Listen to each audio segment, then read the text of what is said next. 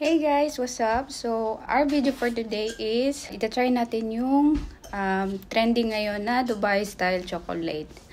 At nandito na siya sa Japan. So, kanina pumunta ako ng DVD shop and sa baba nun may well siya. And akala ko hindi lahat ng well siya is may chocolate na ganun. So, naka-timing ako at mahal siya te. Akala ko ganito siya kalaki, ganito.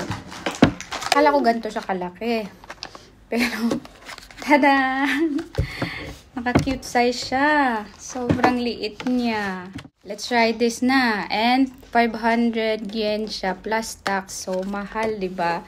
So, tingnan natin at try natin kung legit talagang masarap. Sabi kasi ng iba, masarap daw. So, tingnan natin. Hindi, open na natin siya.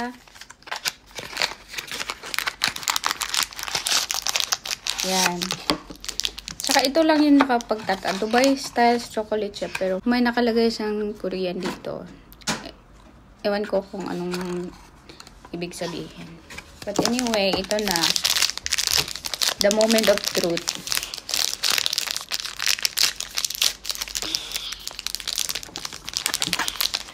You want to try too?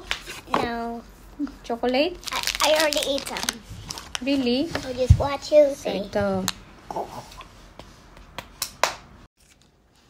So, try natin i-open. Ganito. Oh!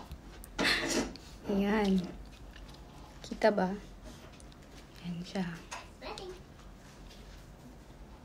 So, taste test.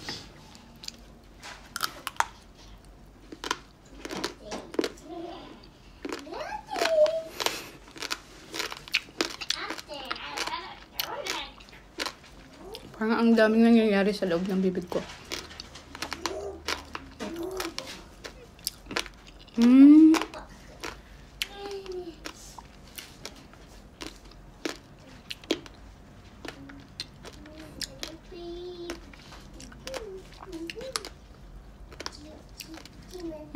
Masarap naman siya. Sarap yung lasang pistachio. Tsaka yung chocolate masarap.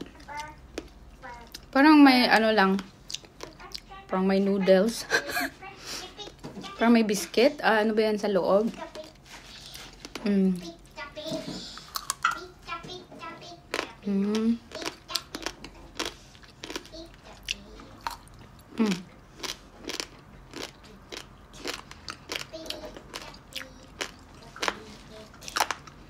Masarap siya pag chocolate at pistachio lang. Yung parang anong tawag nito? From biscuit or yung tumutunog is hindi ko alam yung tawag.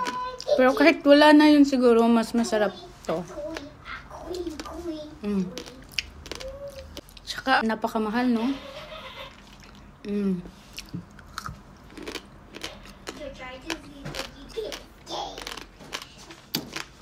Pwede na siya sa unang try.